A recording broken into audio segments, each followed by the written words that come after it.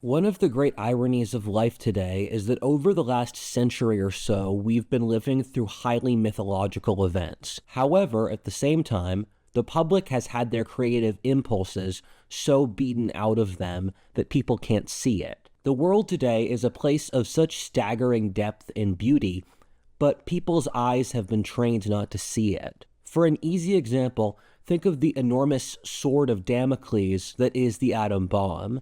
The atom bomb brought us into a new era of history which we've never really been able to recover from. The great paradox of a weapon so powerful it brought about peace and could power entire nations, and yet could destroy all of civilization in an afternoon.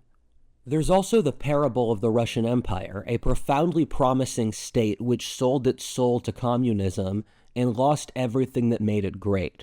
Or World War I, which killed the old Europe in an epic conflagration, much like the wars of Tolkien's Silmarillion, which raged across the north, killing the old great kingdoms of Middle-earth. I'd like to posit an entry for the coming mythology of the Industrial Age, where our descendants will look back on this era to find what does and doesn't work for the industrial world, that being the parable of the rise and fall of California. I think it's not impossible that for thousands of years California can be remembered as a cautionary tale. At least it should be, but humans are only rarely known for their wisdom. We forget that the Bible was written in a Middle East, with dozens of distinct civilizations, each with their own histories, stories, and gods. Places like Babylon, Sodom, Gomorrah, Ascalon, or Canaan are names in a book to us, but to the ancient Jews who lived thousands of years ago, they saw a highly diverse or complex world, which in a lot of cases collapsed due to moral degeneracy. Maybe in thousands of years, California will just be a name like that once our descendants are among the stars. Who can say? I sure can't. The story of California is that of a single variable destroying a society. Carol Quigley, one of my favorite historians, has split a functioning culture into a series of variables, each one of which has to work for that society to survive, and this is why the game of history is so hard. California had a perfect geography, was by some metrics the wealthiest place on Earth, had a perfect legal or political structure, was utterly militarily safe, had the greatest accumulation of human capital on Earth, and too many other blessings to name. However, there was one thing that California utterly lacked, and they will suffer very dearly for. California is the story of a society being broken by one variable, that being culture, and it's a parable about how you can have everything else except culture, but without that you have nothing.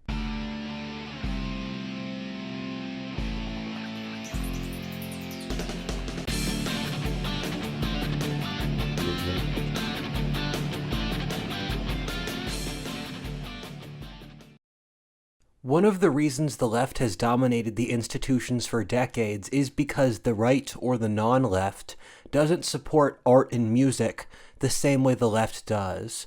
You can change this.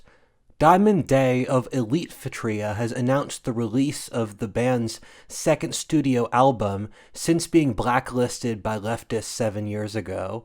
Their lead singer is a friend of mine who's had a crazy life. He was born in Germany, trained as a linguist in Marine Corps intelligence, had deep depression for 2 decades, went on a Tyler Durden arc, was in prison for 5 years, and has since tried to address men's issues in a variety of ways, mostly by being a musician who has not retracted support for men's issues, which is what he was blacklisted for. He's made an advance copy for their new album available for viewers of my channel. Even if you don't normally download music, I want you to head to the link on the screen, elitefitria.com/SVRS, and buy it. Get 25% off when you use the code WHATIFALTIST at checkout. If you can't afford the album, give the band some support by buying some stickers. If you can, why not buy both? Also, share all of this music with your based buddies and make memes with it. Peace.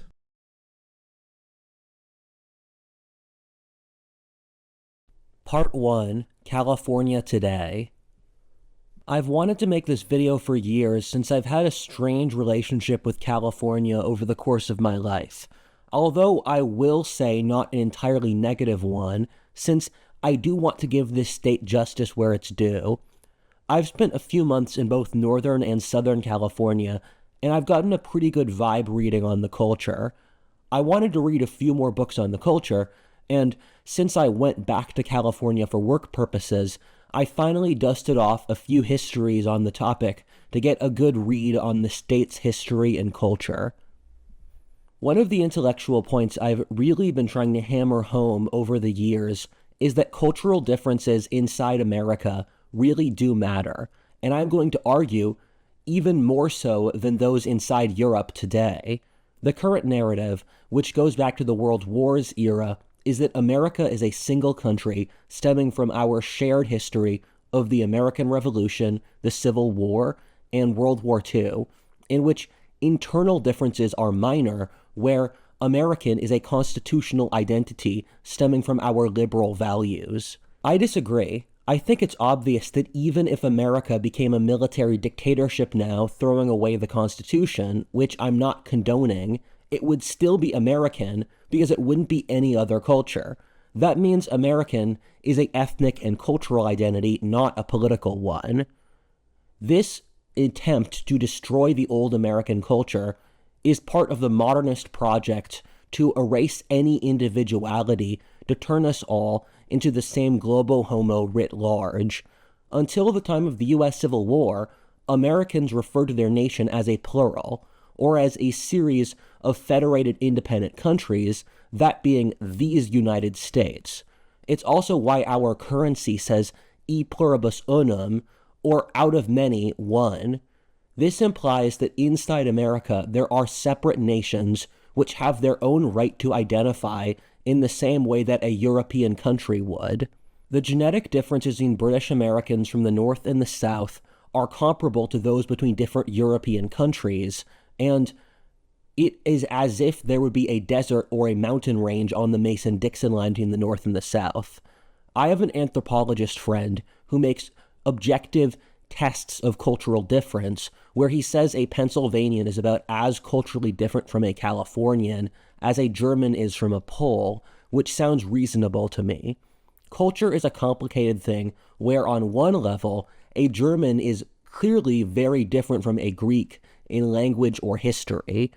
My friend Andrew Heaton once said that an educated German and Greek will have a philosophic and political outlook more similar to each other than a Texan will from a Californian. On the global scale, Western Europe has become unified under the bureaucracy, while America is still strongly divided, which ripples across the entire world. The cultural differences inside America are great enough to project across the entire planet, as we can see with the global appeal of the American culture war manifesting in countries like Brazil, Germany, or Korea. Due to these reasons, I think studying different regions of America as if they're different countries is totally worthwhile and necessary. At the same time, and I apologize if I'm being mean here, but California will be more important to the trajectory of world history than all of Western Europe combined now. California is still where tomorrow is being forged and is the cutting edge of Western civilization. Before Europeans start seething, remember, you guys totally brought this on yourself after 500 years of global predominance. California is probably the most important place on Earth for its size now. Inside it, you have Silicon Valley, which pulled a historic coup de grace through gaining global dominance almost overnight in the digital revolution. They're doing it again with AI now. Silicon Valley controls the internal switchboard of global civilization in that in the new network age, even if Silicon Valley doesn't control the network forever, it does bear historic responsibility for summoning this historic titan onto the world. Then you have Hollywood, who has done everything it can to destroy its own global predominance, which was staggering before. Hollywood is modernity's mythology, our cultural operating system in which how we see culture, nation, family, identity, religion, and so many other topics have been indelibly created by Hollywood. Anthropologists like to talk about the Hollywoodification of the world, where you'll see culturally Californian traits manifest even in places like Africa or Indonesia or Eastern Europe, far away from America. It's hard to overestimate the importance of Hollywood to the culture of the last century in every way possible. Finally, this isn't even everything California has to offer, since it's a truly diverse state in its excellence. Keep in mind that California is larger than Italy or Britain. The state is possibly the most productive land agriculturally for its scale on Earth, with the Central Valley producing gargantuan amounts of vegetables, alongside California also producing respectable amounts of oil or manufacturing, and being one of the most important states in the country for military production.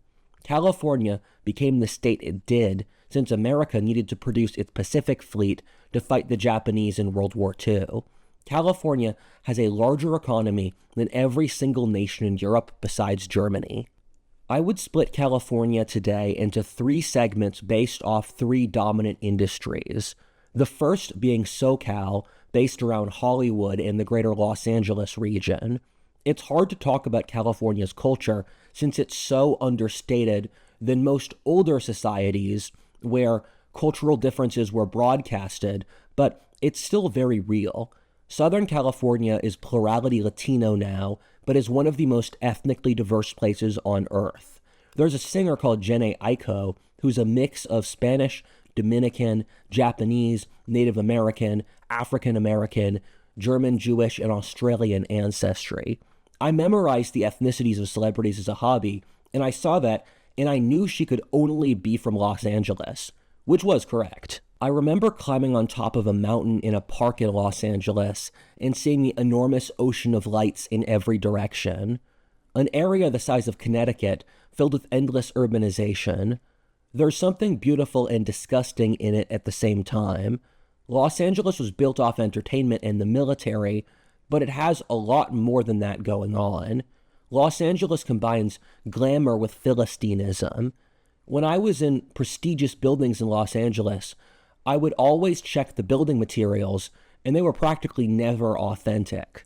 At the same time, LA is our age's mythological core, the place where the lives of billions of people dreaming the future unwittingly stemmed from.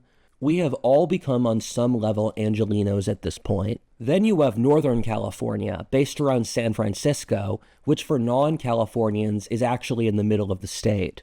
California's coastline has a Mediterranean climate like Italy, while the north has temperate forests like Northwest Europe or the American East Coast.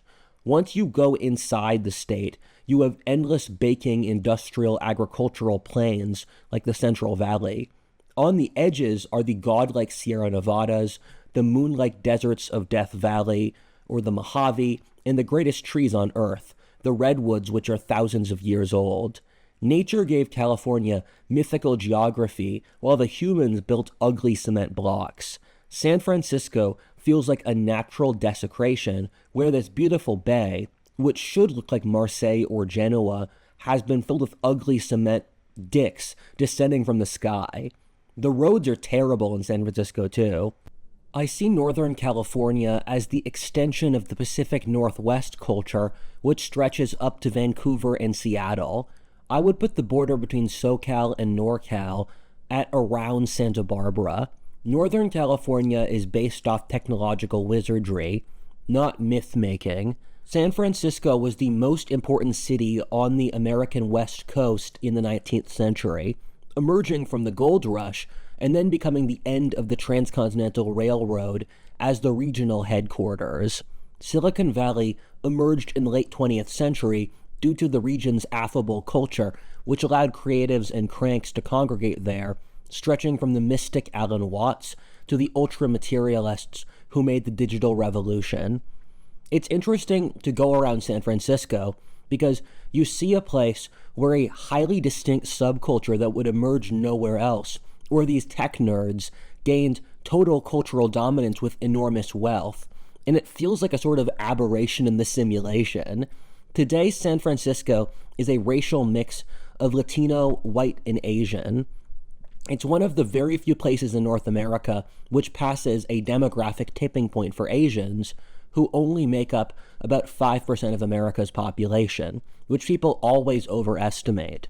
For a frame of reference, there are more Americans of French ancestry than all Asians combined. I think California's uniquely temperate climate affects the character of Californians in several marked ways. Firstly, it provides the region one of the best climates on Earth. The climate reminds me a lot of the temperate highlands of Latin America, like Mexico City, Bogota, or Cusco, which are so high up in the mountains as to be sunny and pleasant all year round. California has practically no seasons, which is in contrast to the rest of North America, which tends to have brutal summers and winters.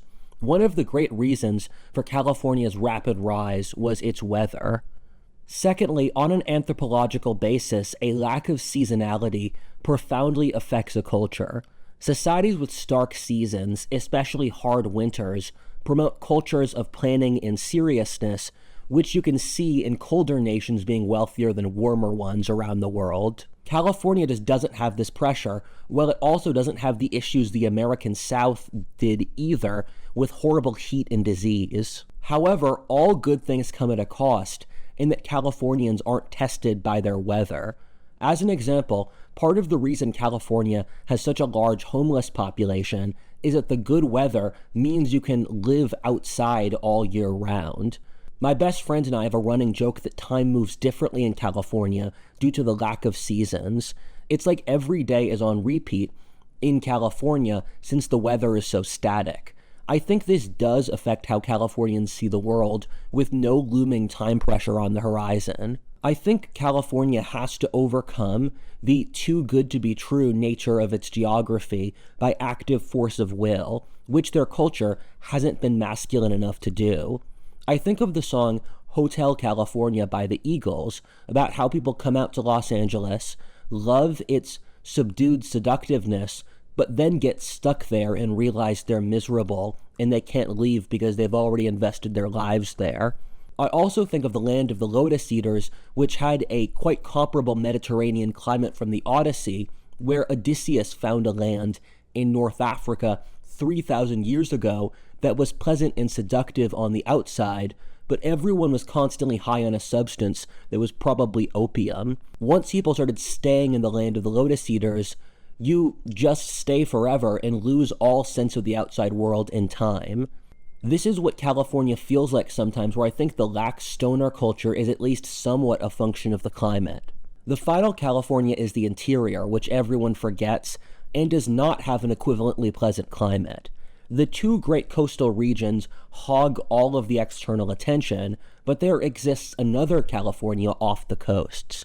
This is the Central Valley, populated predominantly by Latinos and a demographic called desert trash, which, since I'm from Pennsylvania, I don't know if it's insulting in their culture, since redneck or cracker is okay to say. Read this text wall for more on this group. They're fairly interesting. This California has islands of wealth, which we forget about, but is in general fairly dingy and poor. The thing with West Coast poverty is that they've removed all the variables that ennoble poverty, like religion, community, family, tradition, or culture, which is why most of your ancestors were peasants who lived for centuries tolerably happy in poverty. California is the single place I've ever been on Earth where I've seen the most envy. As much as Californians want to pose as progressive and enlightened, even on the coasts, the state has some of the most staggering inequality I've seen of anywhere in America. California is a society which has cut off all social ties, and their elite has betrayed the rest of the population, as we'll see later on in the video. California has killed any sense of real noblesse oblige, or the concept of an organic society. California is not a society. It's a series of atomized individuals trying, and mostly failing, to reach their dreams before stewing in their own resentment. That was the case for the Americans anyway. The state has done its best to replace the Americans over the last few decades, and has largely succeeded. My best friend and I have a game when we're in California to try to spot anyone who would appear to be noticeably American in the rest of the country, and it's always practically none. It's something like we'll see one or two couples when we walk around a given city for half an hour. California is mythic since it's a state which attained everything it could ever want, but in the process lost who it was. California's glory has accrued to a handful of wealthy individuals who don't even have the decency to fund nice public art or churches like previous extractive nobilities did. Whenever I talk to Californians, I hear a sadness in their voice that they have lost their home. The California of the 20th century seemed like a paradise, truly the best place on earth to be. When you look at baby boomer Californians and deal with them, there's several sort of palpable strange things you see. The first is that a lot of them became quite wealthy, and that was because they were there for the growth of their state. However, you can also see that they lost their homes. They never inculcated deep passions or values, and at the same time, they've built a system which actively abuses their ethnic identity, actively removes their ability to have any pride in themselves as individuals, and which created a world that has no place for their own children. It must be such a strange experience for them. What happens to the old California? There's just none of it left, and the memories that there are mere whispers. Part 2, The Many Californias. California is potentially the most ethnically replaced place on Earth in recent history. I think it's since California is profoundly isolated from the rest of the world or America.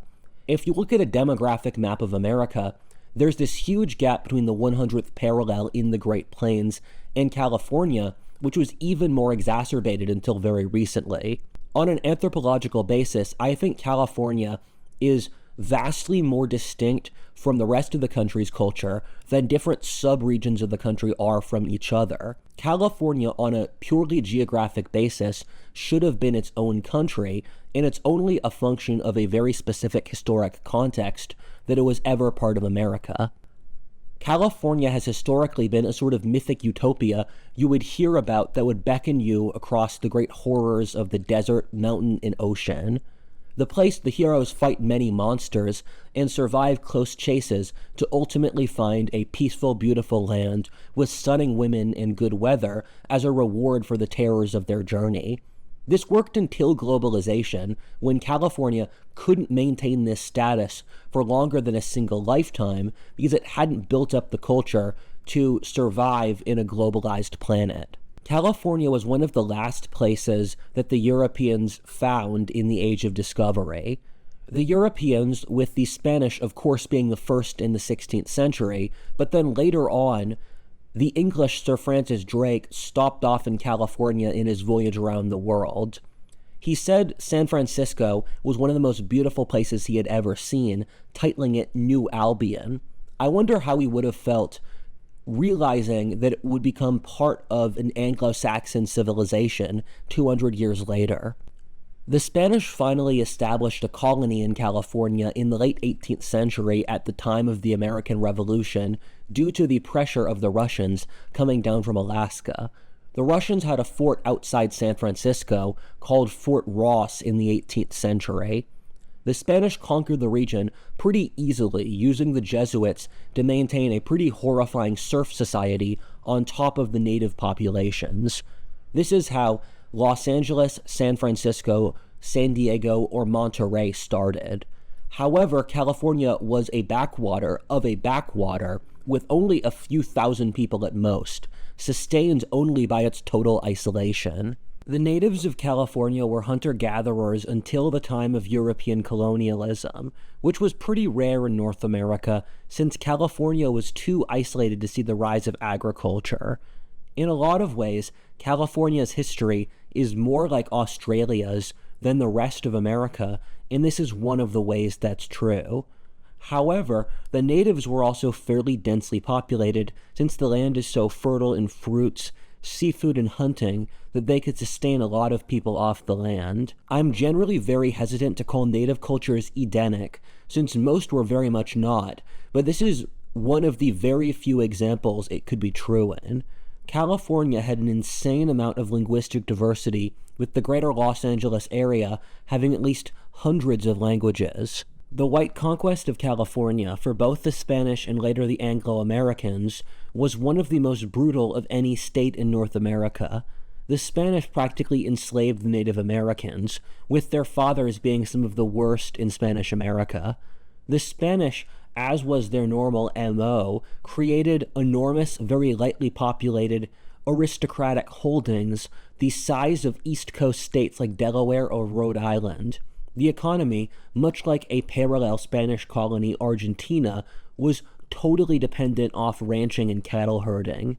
Spanish California was a paradise for boring white people, in which it was a static, lightly populated area built off quiet agriculture and large, intact clan families. After the collapse of Spanish America, California tried to remain loyal to the crown, briefly declaring independence before integrating into Mexico by the Mexicans, who were a failed state, giving them de facto independence already. However, this trajectory was steamrolled by the Anglo-American juggernaut, whose population doubled every 15 years, reaching from Pittsburgh to San Francisco in less than 50 years. The U.S. took half of Mexico's territory in the Mexican-American War, a war which I see practically no one complain about as a colonialist war, since Mexico survived enough as a country to see that the fate of centuries of Mexican governments would not be some pre-colonial Rousseauian Eden, like we can't say for native groups that were totally defeated. California was conquered by Fremont with his group of buddies in a sort of illegal move. California briefly declared independence again before being folded into America. In a sort of funny story, Fremont was nearly tried for attacking another country illegally by the American authorities. When they brought him into the new American military administrator, the guy involved did the 19th century equivalent of saying nice bro and fist bumping him for conquering the region illegally. The Anglo conquest of California was brutal even by the standards of the Indian Wars. The white Americans had a policy of enslaving the native peoples like the blacks were in the South, whom almost all of the natives died of disease and overwork. California was one of the very few states which had an active policy of racial extermination of the natives, and part of me muses that California's recent demographic replacement is karma for how the whites treated the natives. The local Latinos didn't have it so bad, but still lost most of their admittedly empty lands to the Anglo-Americans. It's a sign of Anglo-American ingenuity that within months of conquering the land the Latins had held for nearly a century, the Americans found gold. This created California as a state almost instantly after American conquest, especially so for San Francisco, where hundreds of thousands of people immigrated to the Bay Area to mine for gold. Fun story, when I was a teenager, I was talking to my dad about the gold rush, and he said, Rudyard, in situations like this, others will try to mine for the gold, but the real way to make money is to be the person who sells the gold miners overpriced food and supplies. I think the gold rush has left an indelible mark on California's character as a state ever since. As I read through the biographies of early California settlement, I kept thinking, these guys are just degenerate criminals. For example, one of the guys instrumental in first finding gold, Sutter, was a Swiss-German smuggler who imported American settlers illegally into Mexican territory and used the natives as slave labor for his own colony. For the first generation, there were 9 men for every Anglo-American woman in San Francisco, and almost all women in California were prostitutes. There was an archetype in 19th century America called the booster or hustler types, who would be selling NFTs today, which wandered around America constantly trying to make money through different schemes, sometimes of dubious legality. California was built off boosters. California experienced a large Anglo-American migration from different regions of America in the middle of the 19th century. The 2 largest were from the New England Yankees, who sailed the long way around the bottom of South America to settle California's coastline, becoming a new merchant elite. Fun fact, the New England Yankees, as early as the early 19th century, dominated trade in the Pacific, ruling Hawaii as a puppet state, hunting whales off the coast of Siberia or Antarctica, and selling furs from Canada to China. A lot of California's very left-wing culture stems from New England, another left-wing area, and I notice a lot of architectural similarities. The Bay Area's culture reminds me a lot of Vermont or hippie left-wing areas in New England, like western Massachusetts or Connecticut. The second major American migration was over the continent from the greater Appalachian region around the Mississippi Basin, with states like Kentucky, Tennessee, or Missouri. They settled around more so the interior of the state and helped create the fault line between coastal and interior California. Irish migrants were highly disproportionate in the settlement of California earlier on, with lots of the street names in San Francisco being of very obvious Irish origin. As a Celt, I have pretty good Celtic cultural detector, and it's strange that I see basically no Celtic cultural influence on California today. California's largest non-white minority besides the Mexicans were the Chinese, who were imported in from Guangzhou province to do the cheap labor such as building the railroad or working in the mines. Fun fact, the Chinese Americans in the 19th century were heavily from a single town in Guangzhou province, which due to remittances became the wealthiest place in China. Part of the reason for this was that a local Chinese tycoon who was involved in the fur trade had made a deal with the Americans to ship over people from his hometown to build the railroad. Much like the Native Americans, the Chinese were treated in a horrifically racist manner in California. They were heavily abused, kicked out of a lot of towns in California violently. There was a moral panic about the Chinese lowering wages for white Americans and destroying the culture, so there was a ban on Chinese migration in the late 19th century. This meant that since there were so few Chinese women, an entire generation of Chinese men died in celibacy. This speaks to two themes which rapidly emerged in Chinese history.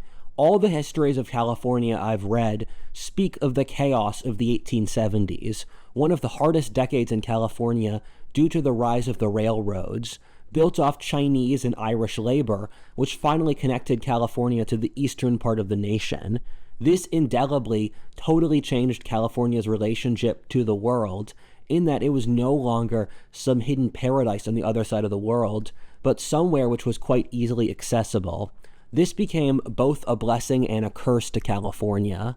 The railroad was deeply controversial in California, with enormous protests, since the Californians knew that it would radically lower wages and destroy the local culture by allowing enormous amounts of people to flood into the state.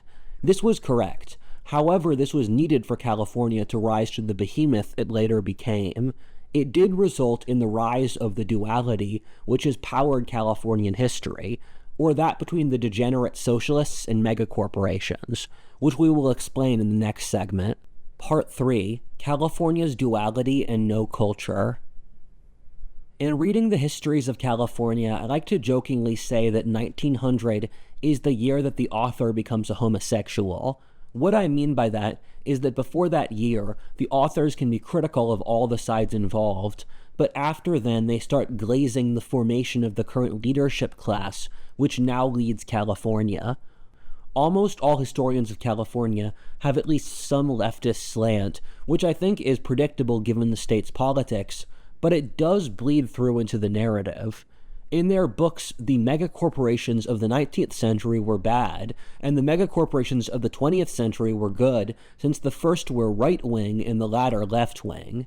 California has consistently been dependent, like the entire rest of the American West, off megacorporations, ever since their integration into the rest of the American system in the mid to late 19th century.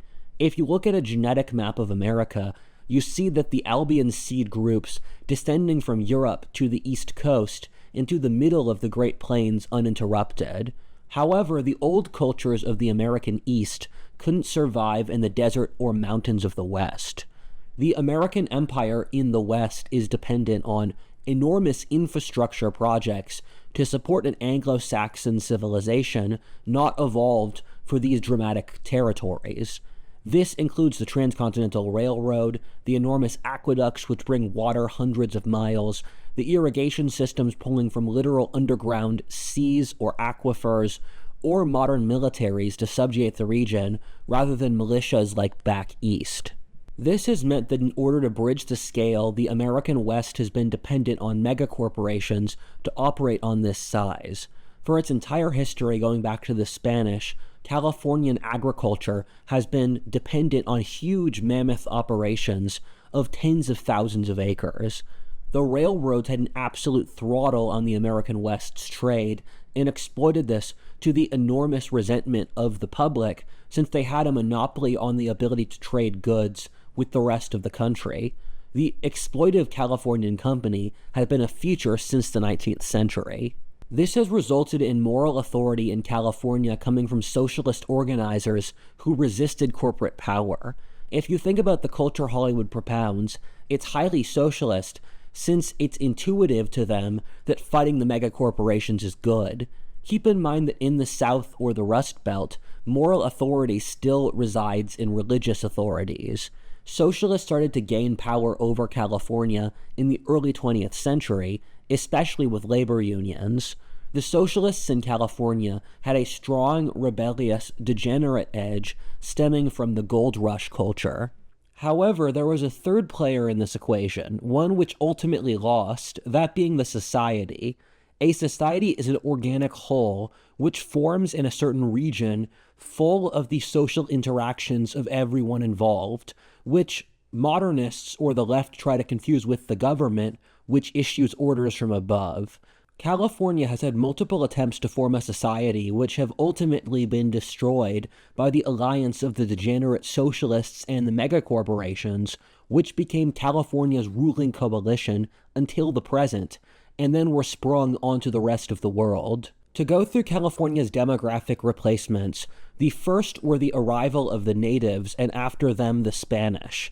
Then came the first wave of Anglo-Americans in the mid-19th century, but across the state, and especially so in Southern California, they were swamped by a larger wave of migrants coming through the railroad in the late 19th through early 20th centuries. Los Angeles in the year 1880 was considered to be a Mexican cow town, with the entire region barely populated but mostly with cows.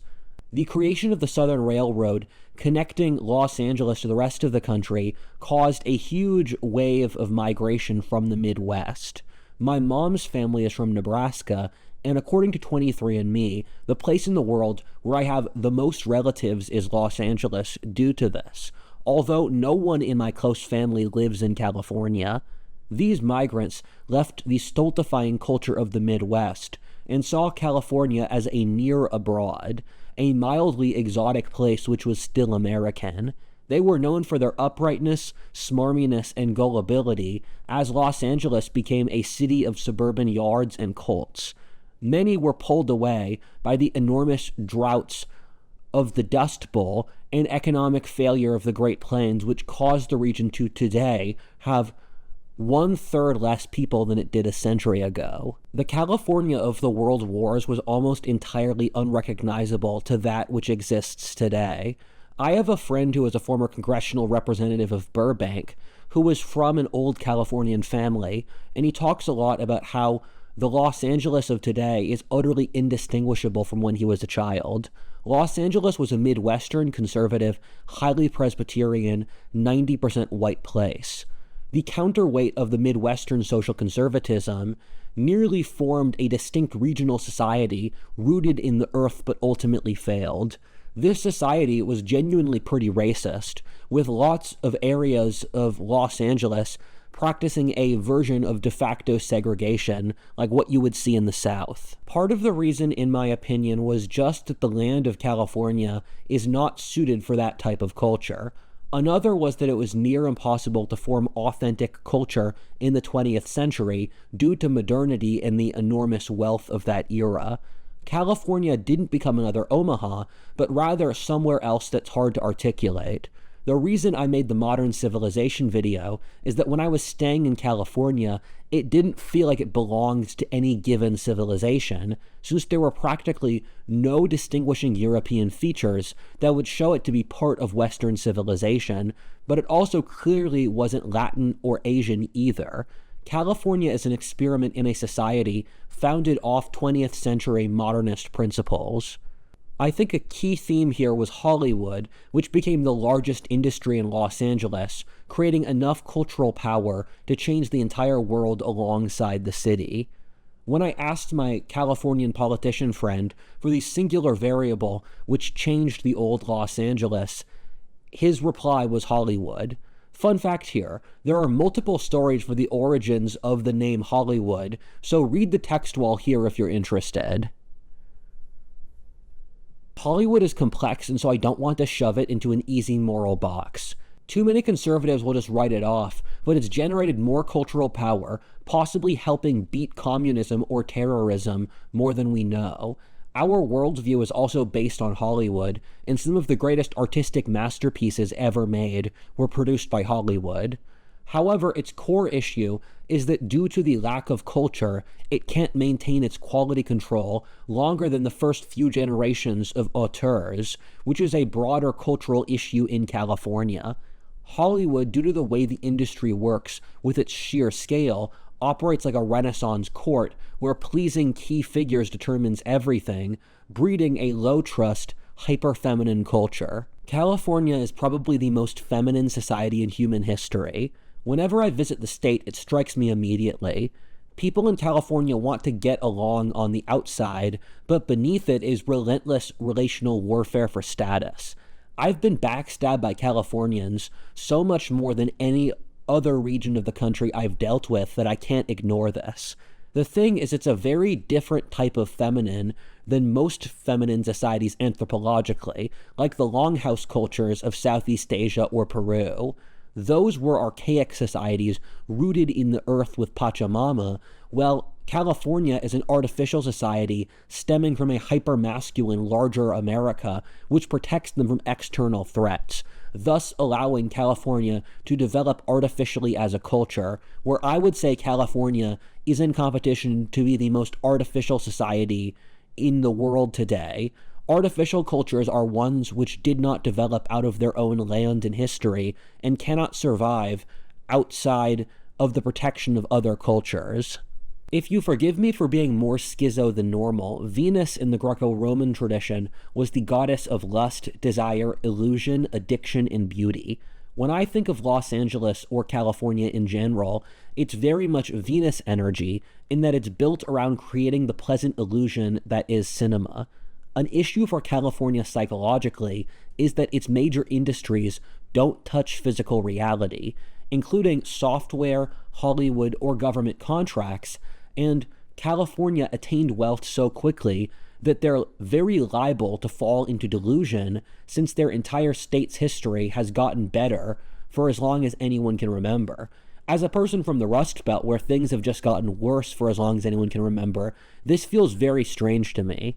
I'll talk to Californians, and they often have trouble just accepting things can be bad and you sometimes just have to suffer. But that's one of the most true statements of the human condition there are. California is an extension of American society, but in the process kind of grows out of it. I've heard multiple Californians say that the way they're taught in school is that America is a special society, either in a good or bad way, and California is even more special, being a sort of accentuation of the American character, taking the positive elements while leaving behind the negative. California has shed the European elements of American civilization, basing its society off American capitalism and utopianism. However, since America's an innately European society, it's lost a lot of its soul in the process. California is still the cutting edge of Western civilization, in that it was able to feed off the West's best people who kept going westward until they hit the ocean. California has been on the cutting edge of all innovation for a century, whether technology, economic, religious, or cultural. However, at the same time, the cost of this is an inability to sustain cultural technologies on a generational basis and also complete social atomization. In my opinion, one of California's greatest issues is the lack of socialization or formation. It's a state where things have gone well enough without external threats that it has lots of very good elements inside it, but it hasn't faced the fire to burn out weakness to unify them. Californians are quite conformist in general attitudes as a rule, since it's a society where you'll be okay if you just go with the flow. I very rarely find hard people who grew up in California, people with deep passions, grit, honor, or edge, where it's a very go-with-the-flow culture. Practically all the successful Californians I've ever met grew up elsewhere and migrated in. Parents don't impart strong values on their children, and deep things that you would draw moral strength from are loathed and seen with utter cynicism or contempt. This causes a culture of profound anxiety and decadence. Part 4. Cultural Collapse. What happened here is that the socialists and megacorporations realized they had a mutual self-interest in the destruction of the new society which was forming, and said society lacked the inner character to defend itself either. This new coalition formed into the whole meme of, at least the drone pilots killing the Muslims are trans now. Since leftism is the real religion in California, being one of the least authentically religious societies in the world, you saw the normal evolution of the unification of church and state, that being the socialists and the corporations. The corporations found that the socialists shared a lot of their interests, since both benefited from regulating out the free market, making new business difficult so the entrenched interests could maintain power more easily. This is how you see the constant staggering corruption coming out of California. One of my favorite movies ever is the Jack Nicholson movie Chinatown, which is about a corrupt alliance between the state government and private enterprise to steal Los Angeles' water supply in the 30s. One element of this shared agenda was demographic replacement. Due to the immigration policies of the post-1960s era, California has already seen wide-scale ethnic replacement, one of the most rapid and largest ever in human history. California went from a state that was nearly 90% white to one which was only 1/3 non-Hispanic white today. The lion's share of this migration was from Mexico, in that Latinos are now a plurality of California's population at over 40%, but there's also large Asian populations and enormous amounts of diversity from everywhere. In most major Californian cities, you struggle to see really any white people. This was a betrayal by California's elites in that you don't see the same demographic trends occur in Arizona or Texas, whose elites pushed back against this. It also shows how rapidly demographic replacement can happen if the elites are trying to push it. In California, the socialists benefited from minorities who voted left-wing consistently, while the corporations wanted cheap labor. The rise of this mass immigration turned California from being a sort of swing state in a few ways, electing Republicans like Arnold Schwarzenegger or Ronald Reagan, to one of the bluest states in the countries. Society is an organic culture, and what we've seen here is an elite choosing to kill its own organic culture out of self-interest, and then they have the audacity to paint it as moral. The elite has the responsibility to pass on the lands they own on a generational basis, and they've betrayed their descendants. The earlier population of California has largely left the state, moving around the American West. They've lost their home already. This furthered social atomization as the enormous demographic transfer killed real ties. Another element of this ruling class was the rise in income inequality and the breakdown of the middle class. For a lot of leftism, their racial agendas are just covers for relentless classism. Part of this were the NIMBY policies, which stopped any houses from being built in a lot of California, thus squeezing out the middle class. It's crazy that so many houses in California or the Bay Area could be working-class Catholic homes back in Pennsylvania, but are worth millions of dollars. California's elite hasn't been able to be honest about their wealth, meaning they haven't used it to beautify the state or help the commons. California is a perfect example of the tragedy of commons due to atomization, where you'll see staggering wealth next to enormous poverty. European-style walkable towns are unimaginable since there's no concept of the commons or the society. They haven't used their wealth to build more beautiful homes, where if the Rust Belt was as wealthy as California, you would see beautiful mansions and cobblestone streets everywhere. Roads haven't kept pace with the growth, giving a lot of Los Angeles third world traffic. If you know enough about societies, you can see that this equation doesn't look good. These are the exact sort of things which kill societies. Societies are held together by shared ties, beliefs, and experiences, all of which California has killed on purpose. For just an example of this, I'm shocked by the staggering naivete of California's elites in depolicing the state. I have a friend in the LAPD who tells me that they won't defend property or lives if there's a major riot or revolt. We've already seen with Rodney King, BLM, or the No Kings riots recently, that this is totally possible. California is one of the most unequal and envious places I've ever seen, and the upper classes aren't willing to defend themselves, which means it's only a matter of time before we start seeing French Revolution-style events in California, which the regional governments would refuse to stop, while if the national forces moved in, it would create the pretext for a civil war.